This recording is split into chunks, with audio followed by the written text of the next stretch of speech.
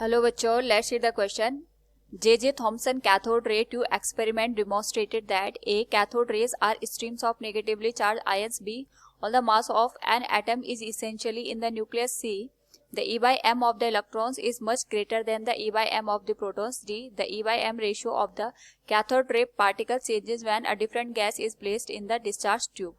Now to answer this question, first we will discuss here the key concept.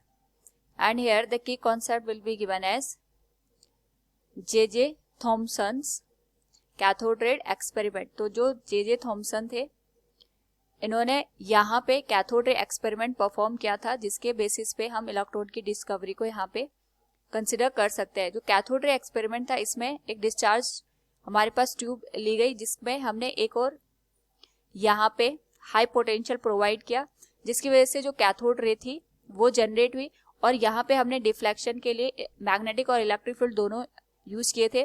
यहाँ पे हमने देखा कि हमारे पास पॉजिटिव प्लेट है, इधर नेगेटिव हम इलेक्ट्रिक फील्ड का यूज करेंगे.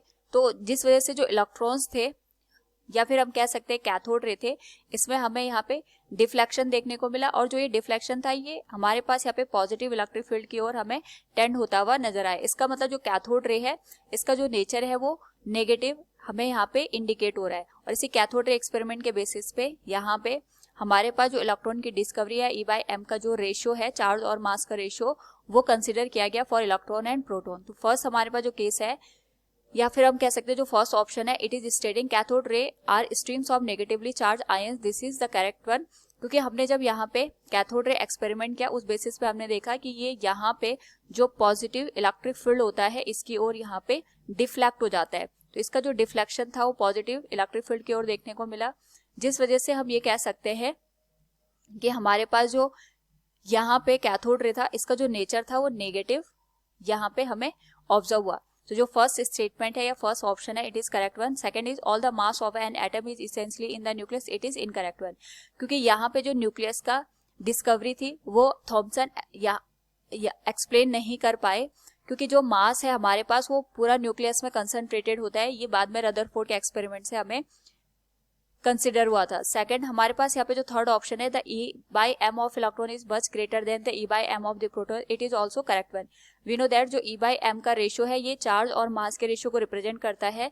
मास जितना हमारे पास कम होगा, तो हमारे पास ई बाय एम का जो रेशियो बनेगा इतना ज्यादा बनेगा. हमें पता है जो इलेक्ट्रॉन का मास होता है ये बहुत कम होता है as compare to the proton. तो जो ई बाय एम का रेशियो है for the electron, that will be greater than the e by m ratio for the proton. साथ में हमें यहाँ पे ये भी देखना है कि जब हमने यहाँ पे कैथोड रे का यूज किया, तो जो डिफ्लेक्शन था वो हमें ज्यादा दिखा as compare to the proton. या फिर हम पॉजिटिवली चार्ज पार्टिकल की बात करें, तो इसका जो डिफ्लेक्शन था वो कम था as compare to the electron. So हमारे पास जो थर्ड स्टेटमेंट है, it is also correct one. Next हमारे पास यहाँ पे जो फोर्थ स्टेटमेंट गिवन है, the e by m ratio of the cathode ray particle changes when the different gas of particles is in discharge tube. It is incorrect one. क्योंकि cathode ray का मतलब होता है जो हमारे पास नेगेटिवली चार्ज पार्टिकल्स हैं, यानी इलेक्ट्रॉन्स का एक यहाँ पे कॉम्बिनेशन जो एक पर्टिकुलर डायरेक्शन में इंडिकेटेड होता है, उसी को हम कैथोड रे का नाम देते हैं. तो इसका जो नेचर होता है ये नेगेटिवली चार्ज होता है, और इसका जो मास होता है इलेक्ट्रॉन के मास के बराबर होता है. तो चाहे हम गैस कोई सी भी यूज करें, जो कैथोड रे का हमारे पास बिहेवियर था वो हर एक गैस के लिए यहाँ पे सेम हमें देखने को मिलेगा, चाहे हम गैस कोई सी भी यूज करें. So from the given option we can say option A and C both will be correct. Hope all you understood it. Thank you and best of luck.